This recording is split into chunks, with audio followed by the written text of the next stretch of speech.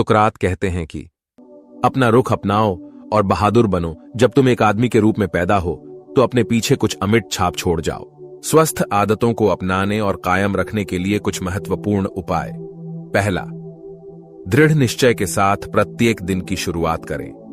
यह पहली बार में आपको बकवास लग सकता है, पर दृढ़ निश्चय को दोहराने से आपको आत्म सहानुभूति का अभ्यास करने में मदद मिलेगी।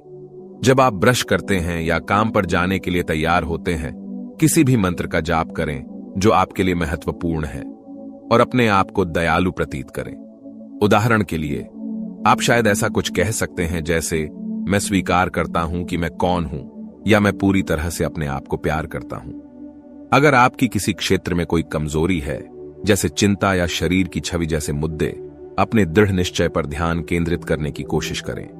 उदाहरण के लिए, अगर आप लगातार चिंता का अनुभव करते हैं तो दृढ़ निश्चय आपकी मदद कर सकता है। आज मैं जो भी करूंगा बेहतरीन करूंगा। मैं बेहतर से और ज्यादा बेहतर नहीं कर सकता। मैं दूसरों के कार्यों को नियंत्रित नहीं कर सकता। अगर आपने शरीर छवि मुद्दों का अनुभव किया है तो कुछ सकारात्मक पाने की कोशिश पर ध्यान केंद्रित करें। मैं आज अपने शरीर पर दया करूंगा क्योंकि मैं दया पाने के लिए योग्य हूं, या मैं आज खुश और स्वस्थ दिखाई दे रहा हूं। दूसरा, अपने आत्मविश्वास का विकास करें। भावात्मक रूप से मजबूत बनने के लिए आत्मविश्वास अति महत्वपूर्ण है। वास्तव में आत्मविश्वास होने से आप एक अद्वितीय और योग्य व्यक्ति है, जिससे अपने भावनाओं पर नियंत्रण रखने में आपको मदद मिलेगी। जब कुछ बुरा होता है, अपने आप को याद दिलाए कि आप में इस बाधा से बाहर निकलने की क्षमता है, फिर वह जहां कहीं पर भी क्यों ना हो। खुद को याद दिलाएं, कठिनाइयों से गुजरने के बावजूद भी आप उन अनुभवों से कुछ सीख रहे हैं। आपको यह जानकर ताकत और साहस मिलेगा कि कठिनाइयों से गुजरकर आप इस मुकाम पर पहुंचे हैं और आप इसे फिर से दोहरा सकते हैं। आप अपने बारे में जो बातें पसंद करते हैं, उन सब की एक सूची बनाएं। ये कौशल, व्यक्तिगत ताकत, उपलब्धियों, कुछ भी हो सकता है। अपनी क्षमताओं और अच्छे गुणों को नजरअंदाज न करें। अगर आपको कुछ बातें सोचने में परेशानी हो रही हैं, तो अपने दोस्त की मदद ले। हो सकता है आपके दोस्तों ने आप में बहुत सी अद्भुत बातें देखी होगी, जिसके बारे में शायद आप खुद भी नहीं जानते। अपने आप को एक उचित चुनौती को पूरा करने के लिए तैयार करें। उदाहरण के लिए, आप अपने दोस्तों के लिए खाना पकाना सीख सकते हैं, या योग के नए आसान सीखें, या कलात्मक तस्वीरें लेना सीखें। अगर आप व्यायाम करना पसंद करते हैं तो 5000 से 10,000 बार इसका अभ्यास करें। एक बार आपने यह लक्ष्य प्राप्त कर लिया तो आप इसका जश्न मनाएं। अपनी सफलताओं का सम्मान करें।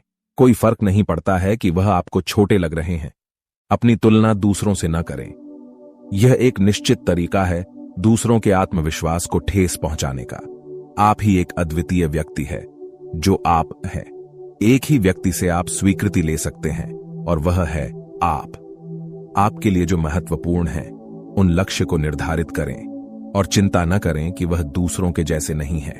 तीसरा, अपने शारीरिक स्वास्थ्य का ख्याल रखें। आपका शारीरिक स्वास्थ्य आपके भावात्मक स्वास्थ्य को सीधे प्रभावित करता है और इसके विपरीत भी सत्य है। शारीरिक स्वास्थ्य की देखभाल करने से आपका तनाव कम होने में मदद मिलेगी। यह आपके कुशल क्षेम की भावना को बढ़ाता है और अपनी भावनाओं को संभालने में मदद करता है। व्यायाम भावात्मक रूप से स्वस्थ रहने का एक महत्वपूर्ण हिस्सा है।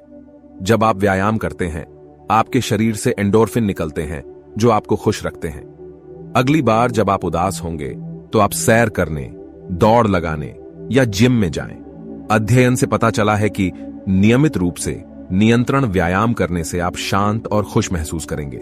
चौथा, भावात्मक सहन शक्ति को बढ़ाएं। आप सकारात्मक भावनाओं पर ध्यान केंद्रित करके भावात्मक मजबूती विकसित कर सकते हैं, जैसे कि दयालुता और कृतज्ञता। दयालु और आभारी रवैया कायम रखने से बहुत से भय और चिंता जो दूसरों को भी होती हैं, उसे समझने में मदद मिलती है। यह आपको खुद के और दूसरों के प्रति दयालु होने की अनुमति देता है। रिसर्च से पता चला है कि जो लोग नियमित रूप से प्रभावशाली कृतज्ञता का अभ्यास करते हैं, उन लोगों में सदमे से उभरने की क्षमता होती है। जीवन के जो भी कष्ट और नकारात्मक अनुभव है, उनके अर्थ सीखने में यह मदद करता है, और जो आज आप है उसे बनाने में जीवित अनुभव का योगदान है। कृतज्ञता दूसरों के बारे में निर्णय देने से आपको दूर रखता है। कृतज्ञता महान बनने के अनुभव से बड़ा है। हम अक्सर उमड़ने वाली भावनाओं पर नियंत्रण नहीं कर सकते, इन भावनाओं को नियंत्रित करने की कोशिश में हम पूर्णता पराजित हो जाते हैं। इसके अलावा कृतज्ञता दर्शाना मतलब अच्छी बातों को पहचान कर उसका लाभ उठाना।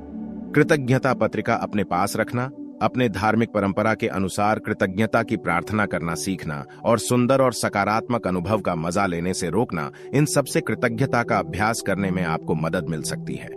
5वां, समानुभूति का अभ्यास करें।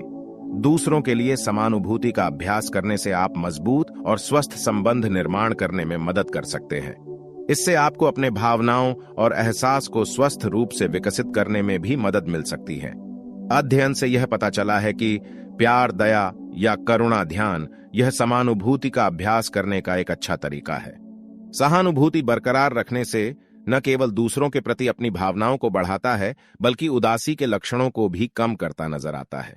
सहानुभूति बरकरार रखने के बहुत से तरीके दिए गए हैं। ज्यादातर तरीके बौद्ध परंपरा से प्रेरित हैं। उपन्यास पढ़िए। काल्पनिक उपन्यास पढ़ने से आपको कल्पना करने में प्रेरणा मिलती है कि खुद के विपरीत भावनाओं और स्थितियों का अनुभव करना कैसा हो सकता है। कुछ अध्ययनों ने सुझाव दिया है कि उपन्यास पढ़ने से आप अपनी दूसरों के प्रति समानुभूति वाली क्षमता को बढ़ा सकते हैं। निष्कर्ष पर पहुंचने से बचें। अध्ययनों से पता चला है कि जब हम दूसरों के बारे में सोचते हैं कि वह कितने लायक है या वह खुद अपने दुखों का कारण है, वही सहानुभूति अपने लिए भी विचार करें। आखिर हम सब भी इंसान हैं। 6, अनिश्चितता को स्वीकार करना सीखें। अनिश्चितता डरावना हो सकता है और यह बहुत से भावात्मक परेशानी का कारण हो सकता है। अनिश्चितता के साथ रहने में आप असमर्थ हैं तो यह आपके लिए चिंता का कारण बन सकती है। अनिश्चित स्थितियों से बचें। दूसरों के आश्वासन पर निर्भर हो जाते हैं। अनिश्चितता भी मानव जीवन का एक अपरिहार्य तथ्य है। आप अपने भावात्मक मजबूती का विकास अनिश्चितता को स्वीकार कर उसका अभ्यास करके कर सकते हैं। अनिश्चितता की असहनशीलता चिंता में बहुत बड़ी भूमिका निभाता है। जब आप अनिश्चितता के लिए कम सहनशील होते हैं, तब आपको स्वीकार करने में मुश्किल होती है कि कुछ नकारात्मक होने के लिए यह असंभव नहीं है। आप मगर क्यों जैसे सवाल पूछ सकते हैं या एक नकारात्मक स्थिति या घटना के जोखिम और परिणाम को जरूरत से ज्यादा मूल्यांकित कर सकते हैं और आप अपने आप को चिंता से घिरा हुआ पाओगे। दिन भर अपने पास एक पत्रिका रखें। जब भी आप अपने आप को अनिश्चित और चिंतित स्थिति में पाओगे, जितनी स्पष्ट रूप में लिख सकते हैं, लिखिए कि आपकी भावनाएं किस से प्रेरित हैं और आप इस पर क्या प्रतिक्रिया व्यक्त करोगे। अपने अनिश्चितता को क्रमबद्ध करें। असहज और चिंतित करने वाली स्थिति को 0-10 की स्केल में अंकित करें। उदाहरण के लिए, आप सामान की सूची बिना ही खरीदारी करने जाते हैं। इस घटना को आप 2 नंबर में क्रमबद्ध करेंगे। पर अगर कोई प्रोजेक्ट का काम आप अपने सहकर्मी को सौंप देते हैं, तो उस घटना को 8 या 9 नंबर में अंकित करेंगे। अनिश्चितता को बर्दाश्त करने का अभ्यास करें। आप जो भी करें उसे छोटे और सुरक्षित रूप से करें। सुरक्षित, प्रबंधनीय स्थितियों में अपने आप को उजागर करते हुए अनिश्चितता के डर का प्रबंधन करना सीखें। उदाहरण के लिए, अगर आप एक ही रेस्तरां में बार बार जाते हैं क्योंकि आपको चिंता है कि दूसरे रेस्तरां का खाना इससे अच्छा नहीं है, किसी नए रेस्तरां जाने की सोचें और ऐसा कुछ खाएं जो आपने पहले कभी नहीं खाया हो। शायद आपको वह खाना अच्छा लगे या न लगे, हालांकि आप ये दिखा सकते हैं कि आप अनिश्चितता संभाल सकते हैं और बिना परेशानी से इस स्थिति से बाहर आ सकते हैं। और आप धीरे धीरे बड़ी अनिश्चितता वाली स्थिति में भी काम कर सकते हैं। अपनी प्रतिक्रियाओं का रिकॉर्ड रखें। जब आप कुछ अनिश्चित करने का प्रयास करते हैं तो उसे करते वक्त क्या हुआ इसका रिकॉर्ड रखें। आपने क्या किया, इसे करते वक्त आपको कैसा महसूस हुआ, इसका परिणाम क्या निकला। अगर आपकी योजना अनुसार बात नहीं बनी है और यह सब हो जाएगा, तो आपकी क्या प्रतिक्रिया होगी। क्या आप अप्रत्याशित परिणाम संभालने में समर्थ थे।